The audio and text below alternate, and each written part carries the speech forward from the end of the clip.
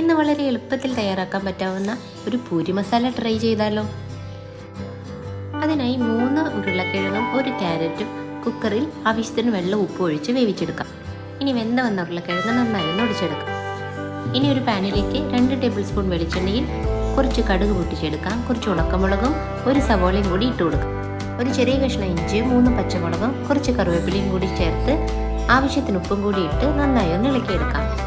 ഇതിലേക്ക് ഒരു ചെറിയ തക്കാളി കൂടി ചേർത്ത് കൊടുത്തിട്ടുണ്ട്. നന്നായി വെന്ത് വന്നതിന് ശേഷം ആവശ്യത്തിന് മഞ്ഞൾപ്പൊടി ചേർത്ത് കുറച്ച് വെള്ളം കൂടി ഒഴിച്ചു കൊടുക്കാം. ഇനി ഇതിലേക്ക് ഉടച്ചു വെച്ചിരിക്കുന്ന ഉരുളക്കിഴങ്ങ് കൂടി ചേർത്ത് നന്നായി ഇളക്കി കൊടുക്കാം. അങ്ങനെ 5 മിനിറ്റ് തിളച്ചതിന് ശേഷം നമ്മളുടെ പൂരി മസാല റെഡിയായി വന്നിട്ടുണ്ട്. വളരെ എളുപ്പത്തിൽ തന്നെ തയ്യാറാക്കാൻ പറ്റാവുന്ന ഈ പൂരി മസാല ചപ്പാത്തിക്കും പൂരിക്കും എല്ലാം അടിപൊളി കോമ്പിനേഷനാണ്.